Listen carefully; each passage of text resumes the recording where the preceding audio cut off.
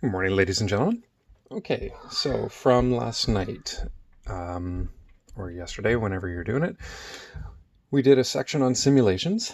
So the first question was 3, and it said if a child's born, a child could be male or female, what could you use to simulate this? Well, flipping a coin gives us that 50-50 chance.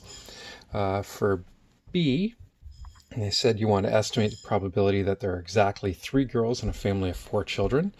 Well, you could flip the coin 4 times, and that would work as one trial. And C then said conduct it, and write down what you find out. So if you were going to try it, every 4 flips, that would be one trial. And as we discussed in the lesson, just to get some idea, you would need at least 10 trials, which would be 40 flips. To get anything close to a real result, you would need a minimum of about 100 trials, which would be 400 flips. So it's a little bit much considering you're doing it on your own. So if you tried it, cool. If that's a little bit too rough because you're by yourself, then that's fine. Part D said they did want you to make a tree diagram to show what that might look like. So here's how we set it up.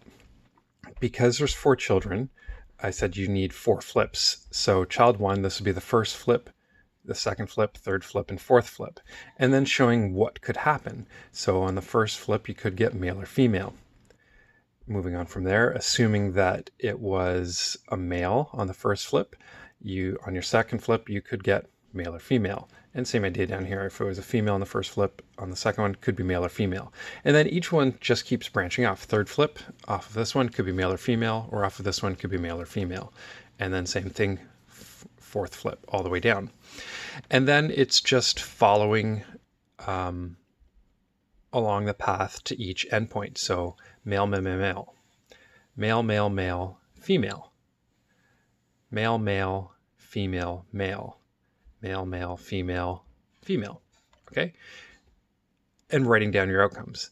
And then because it wanted, it said exactly 3 girls. So any result that has 3 females in it is going to count as a successful outcome. So we ended up with 4 of them because 2 of them ended up going down here. So it's favorable outcomes over total possible. So 4 over 16. Now, for counting the outcomes, you can sit and count each endpoint or each outcome. But there's another way of doing it.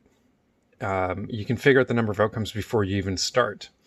So there's 2 choices, or 2 possibilities, I should say, for each event. So 2 here, and then another 2 off of each of those, and another 2 off of each of those, and another 2 off of each of those. So this is how you figure out the total number of incomes.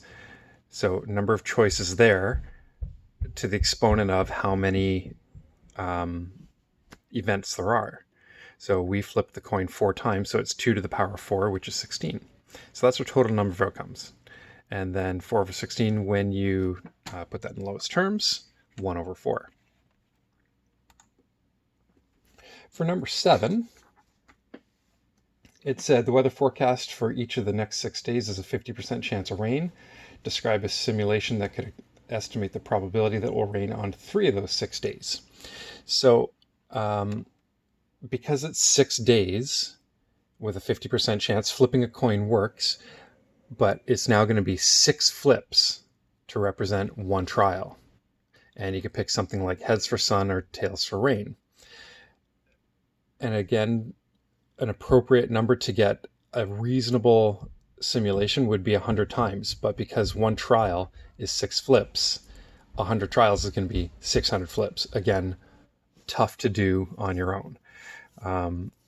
And then for it to be considered a success, they wanted to see if, probability of it raining on 3 of those 6 days, you would need 3 tails within a trial, or 3 heads, depending on whatever you picked. Okay? And that's it for now. Bye.